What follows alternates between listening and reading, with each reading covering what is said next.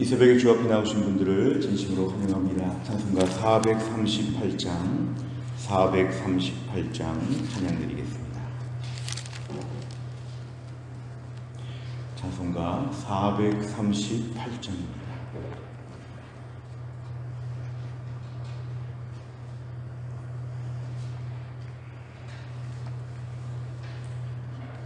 438장입니다. 내 영혼이 은총 입어 중한 죄짐 벗고 보니 슬픔 많은 이 세상도 천국으로 화하도다. 할렐루야 찬양하세.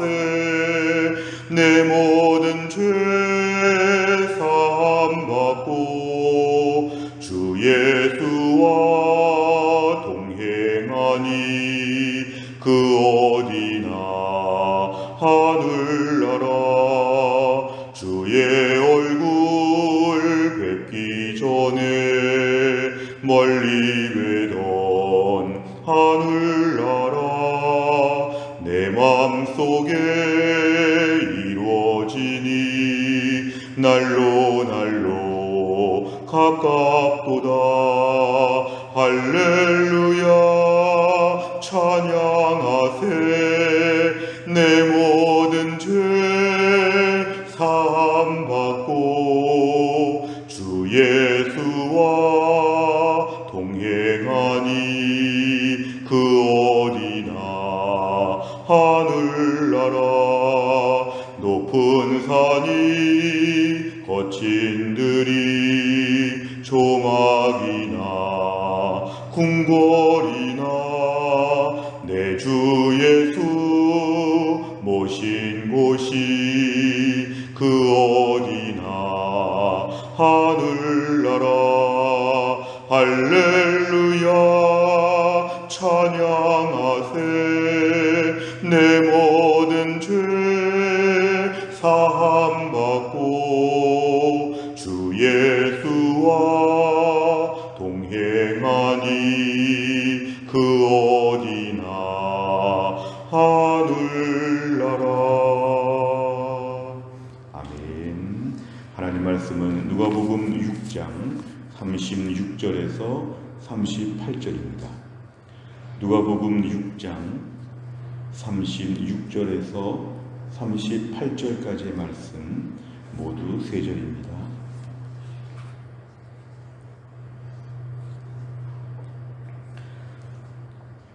누가복음 6장 36절부터 38절까지의 말씀 저와 한 절씩 교독하시겠습니다. 너희 아버지의 자비로우심 같이 너희도 자비로운 자가 되라. 비판하지 말라. 그리하면 너희가 비판을 받지 않을 것이요. 정죄하지 말라. 그리하면 너희가 정죄를 받지 않을 것이요. 용서하라. 그리하면 너희가 용서를 받을 것이요. 같이 읽습니다. 주라. 그리하면 너희에게 줄 것이니 곧 후히 되어 누르고 흔들어 넘치도록 하여 너희에게 안겨주리라. 너희가 헤아리는 그 헤아림으로 너희도 헤아림을 도로 받을 것이니라. 아멘. 오늘 본문의 말씀은 예수님께 36절에 보니까 너희 아버지의 자비로우심 같이 너희도 자비로운 자가 되라. 제일 중요한 것은 하나님과 우리 사이의 관계가 아버지와 자녀와의 관계라는 게 먼저 중요합니다. 오늘 본문에 많은 얘기가 있지만 우선 기억할 것은 우리는 하나님 아버지를 섬기고 있다. 이 아버지와 자녀와의 관계는 아버지를 닮는 것입니다. 일단 유전적으로 닮을 수도 있지만 생활 패턴과 모든 삶의 모습을 아버지를 자꾸 만나고 아버지를 경험할수록 아버지의 말투와 아버지의 가치관과 아버지의 인생관을 자녀들은 은근히 배우게 됩니다. 적어도 오랜 세월 동안 지켜보면서 닮을 수밖에 없습니다. 사람은 기본적으로 모방의 존재이기 때문에 보면서 계속 배우는 것이죠. 오늘 36절에서는 우리 하나님 아버지를 말합니다. 너희가 하나님 아버지를 섬기고 하나님 아버지의 자녀라고 할 때에는 그 하나님의 자비로우심을 너희가 배울 수밖에 없다. 매일 기도하고 매일 말씀 듣고 매일 예배하는 가운데서 하나님을 점점 더 우리가 경험할수록 그 하나님을 배우게 되는데, 오늘은 그 중에서 하나님의 많은 성품 중에서 자비로우심, 긍휼히 보고 불쌍히 보는 마음을 너희가 배워야 한다는 것입니다. 우리 아버지는 자비로우신데 자녀는 매정하다. 그런 뭔가 문제가 있는 것이죠. 정말 그 집의 자녀가 아니거나 아니면 아버지를 너무 오랫동안 떨어져 있었거나 아버지를 얼마나 경험하지 못했으면 아버지와 반대로 행동할까. 결국 자연스럽게 하나님 아버지가 자비로우시면 너희도 자비로운 자가 되어야 한다고 오늘 명령하고 있습니다. 37절에 보니까 이제 반대되는 것들인데요. 비판에 대한 것, 정죄에 대한 게 등장합니다. 이 비판이라고 하는 것은 심판관이 되어서 그 일을 판단하는 것입니다. 한 마을에 판사가 한 명이 있어서 마을의 모든 재판을 담당하는 것처럼 내 주변의 모든 일들에 있어서 내가 오늘 재판관이 된다고 생각하는 것이 바로 비판입니다. 사실 재판관이 되려고 하면은 비판할 게 너무도 많습니다. 여러 100사람 만나면 100사람은 또 100가지 잘못이 있죠. 모든 일을 다 중앙에서 지금 집중적으로 판단하는 것은 하지 말라는 것입니다. 정죄라는 것은 누구에게 당신은 죄인입니다 하고 그 사람의 죄를 말해주는 것인데요. 이러한 정죄 역시 판사의 역할이죠. 누군가에 대해서 우리가 그 죄를 확실하게 결정해주는 역할 하지 말라는 것입니다. 너희가 자비로운 자가 되기 위해서는 비판과 정죄를 이제 하지 말라는 것인데, 그 이유는 뭐냐면 너희가 비판하기 시작하면 너희도 똑같은 비판을 받게 된다. 오히려 비판과 비판받는 건 비례한다. 내가 남들을 많이 판단하면 다른 사람들은 두고 보자 한다는 것이죠. 너는 그렇게 완벽한가? 너는 그렇게 철저한가? 한번 보자. 이렇게 되면 이제 비판받을 일이 많아지는 거죠. 다른 사람의 정죄에 대해서 계속해서 정죄하다 보면은 이건 많은 사람들이 지켜보죠. 너는 얼마나 완벽한가 보자 하고 정죄를 더 많이 하기 때문에 정죄하는 것과 정죄받는 것은 반드시 비례되어 있습니다. 오늘 그러니까 이건 어리석은 것이다. 너희가 스스로 더 비판받고 더 정죄받고 코너로 몰리게 되는 것은 너희가 결정하기에 따라 달려있다. 비판 중지, 정죄 중지입니다. 오히려 37절에 보니까 용서하라 얘기합니다. 용서하라. 이 용서라는 것은 죄가 없다고 하는 게 아닙니다. 무죄가 나왔다 이게 아닙니다. 죄를 그대로 다 인정한 다음에 이제 용서한다는 것입니다. 이것은 뭐냐면 그 죄에 대해서 묻지 않겠다는 것이고 이것은 넘어간다는 것이죠. 그렇게 되면 36절에 자비로움과 용서가 서로 이어지는 말씀입니다. 하나님께서 자비로우시다는 것은 하나님께서 용서를 잘해 주신다는 것입니다. 오늘 우리의 모든 죄에 대해서 하나님께서 그 죄를 간고하여 주신다. 십자가의 피로 말미암아 우리 죄를 간고하여 주시어서 죄가 하나도 없는 것처럼 아주 그냥 우리가 주홍같이 붉을지라도 양털같이 희게 될 것이라 죄가 하나도 없는 것처럼 봐주시는 것은 하나님의 성품 때문에 그렇습니다. 용서해 주시는 하나님의 성품. 오히려 38절에 보니까 본문을 조금 더 긍정적으로 마무리하고 있습니다. 주라, 이것은 뭐냐면 남들 앞에 그냥 베풀라는 것입니다. 주라, 그리하면 또 하나님께서 너희에게 줄 것이라. 이건 하나님께서 이 땅의 창조 원칙이지요.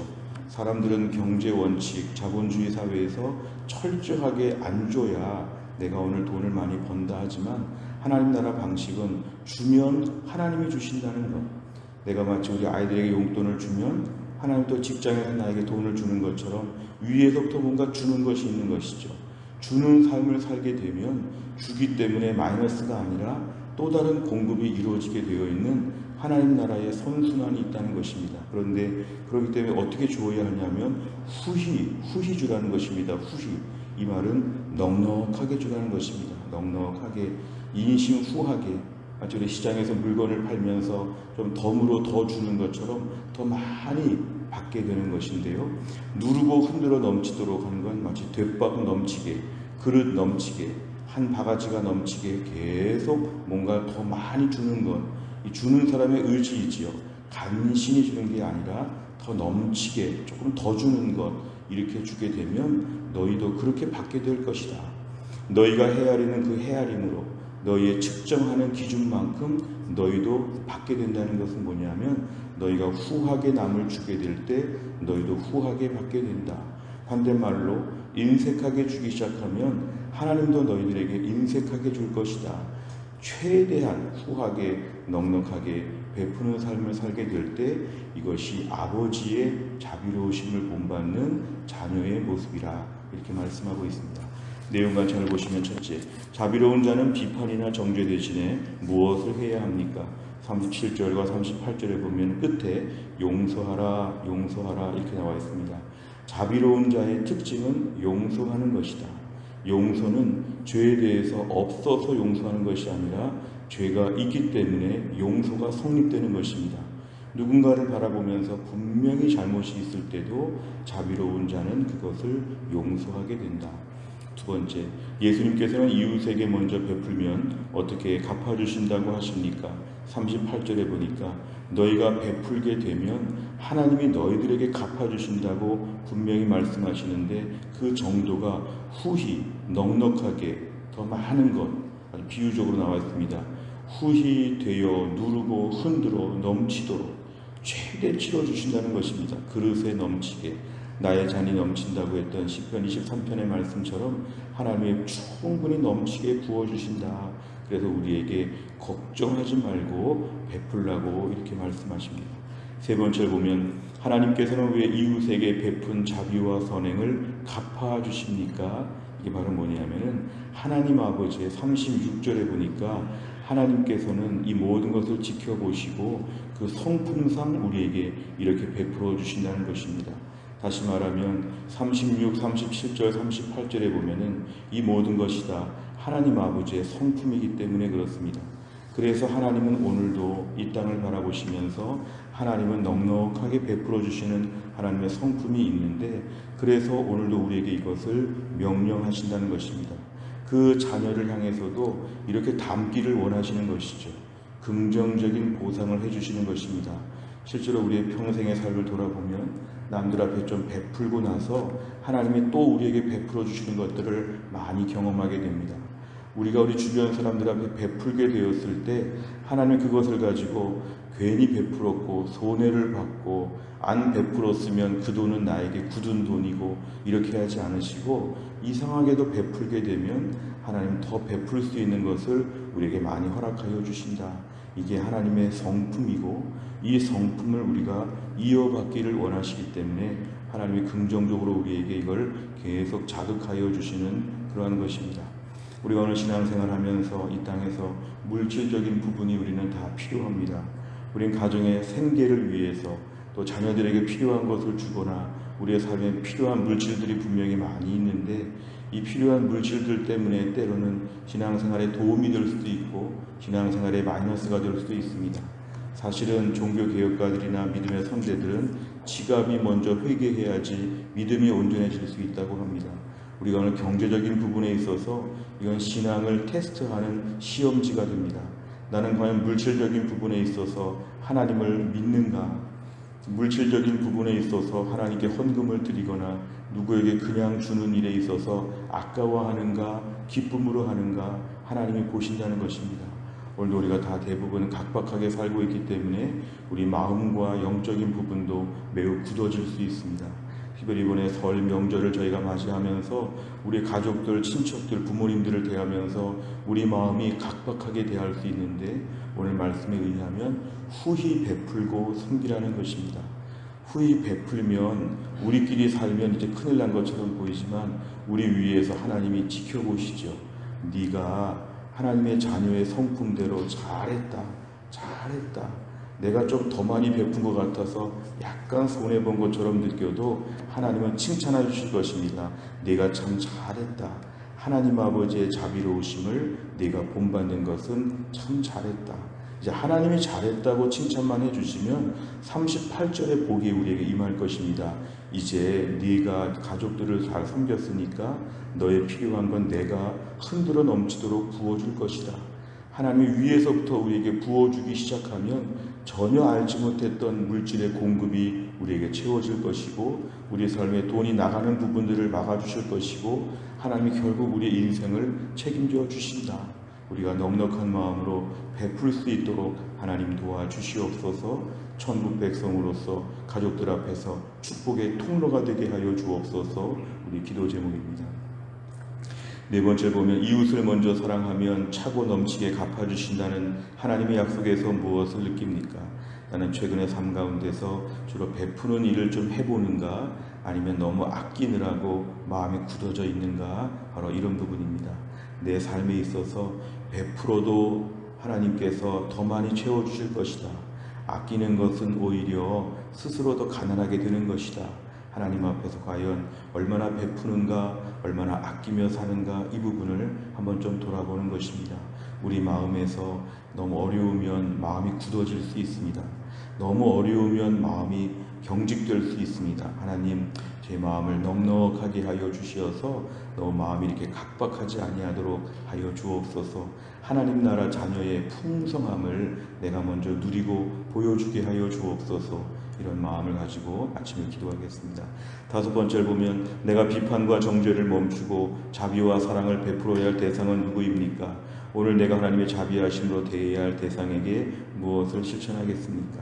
우리 주변의 직장과 이웃들 많은 분들 적어볼 수 있지만 우리가 또 명절 주간을 앞에 놓고 우리 한번 가족들을 돌아보시기를 바랍니다.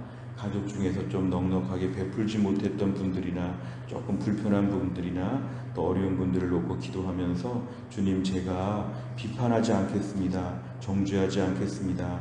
이제는 용서하겠습니다. 그리고 자비로운 모습으로 많이 섬기며 많이 베풀겠습니다. 주변 사람들, 특별히 가족을 섬기는 주간으로 제가 잘 섬길 때에 하나님, 제가 축복의 통로가 되게 하여 주시고 하늘의 기쁨이 내 안에 충만하게 하여 주옵소서. 이렇게 우리가 기도하게 되면 이번 한 주간을 잘 섬길 수 있을 것입니다. 또한 나를 살면서도 하늘나라 축복의 통로의 삶을 잘 감당할 수 있기를 주의 이름으로 축원합니다. 기도하겠습니다. 하나님 아버지, 감사합니다. 이 새벽에도 하나님이 저희를 깨우시고 오늘 주 앞에 나와 또 하루의 첫 시간을 바치며 하나님 앞에 기도하게 하심을 감사합니다. 오늘의 말씀에 의하면 하나님 아버지의 자비로우심을 우리가 본받아서 자비롭게 살라고 말씀하셨습니다. 비판하지 말고 정죄하지 말고 많이 용서하라고 말씀하시고 후히 나눠주고 베풀고 섬기라고 주님 말씀하셨습니다. 하나님, 이런 말씀들을 다 알고 있지만 너무 현실이 각박하고 우리의 물질 생활이 궁핍하여서 이렇게 마음의 여유가 없었음을 고백합니다. 또 우리가 특별히 가족들을 만나는 설 명절을 앞에 놓고 가족들 가운데 더 예민한 문제들도 있었음을 하나님 앞에 고백합니다. 하나님, 이번 한 주간을 앞에 놓고 하나님께 기도하는 것은 우리에게 자비로운 마음을 허락하여 주시고 용서하는 마음을 허락하여 주시고 많이 베풀고 섬겨서 나로 말미암아 우리 가족과 주변 사람들이 복을 받을 수 있도록 저희들을 사용하여 주시옵소서. 내가 나 스스로를 지켜야겠다고 하는 그런 긴장된 마음을 가지고 살지 않게 하여 주시고 나는 하나님이 지켜주신다고 하는 생각 속에 충분히 베풀고 섬기고 자유한 인생을 살 수 있도록 풍성한 여유로운 인생을 살 수 있도록 아버지 하나님이 함께하여 주옵소서. 하나님, 또 한 날을 살면서도 하나님께 간구합니다. 오늘도 교회 안에 김혜영 권사님과 유동엽 성도님을 하나님이 고쳐주시어서 강건하게 하시고 신여순 권사님과 한재율 집사님을 오늘도 하나님이 함께하여 주시고 또 어제 수술한 우리 지찬이가 잘 회복되어서 2달 동안의 기부스를 잘 감당하고 튼튼하게 회복될 수 있도록 우리 지찬이를 하나님이 함께하여 주시옵소서. 하나님, 교회 안에 몸이 약한 분들 많이 계시고 연로하신 분들 많이 계십니다. 하나님이 함께 하셔서 이번 한 주간 명절 주간에 우리 모두가 튼튼하게 기쁨으로 한 주간을 잘 감당할 수 있도록 아버지 하나님이 함께하여 주옵소서. 감사드리며 예수님의 이름으로 기도하옵나이다. 아멘. 매주 화요일마다 기도하는 백대 기도 제목은 교회를 섬기는 분들을 위해 기도합니다. 29번부터 42번까지 오늘 기도해 주시기를 바랍니다. 주기도문 하겠습니다.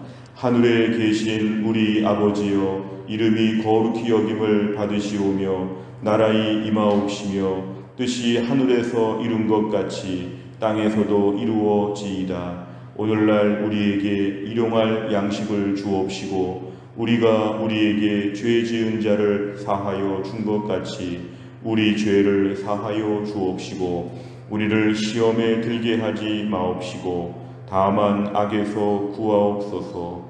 대개 나라와 권세와 영광이 아버지께 영원히 있사옵나이다. 아멘.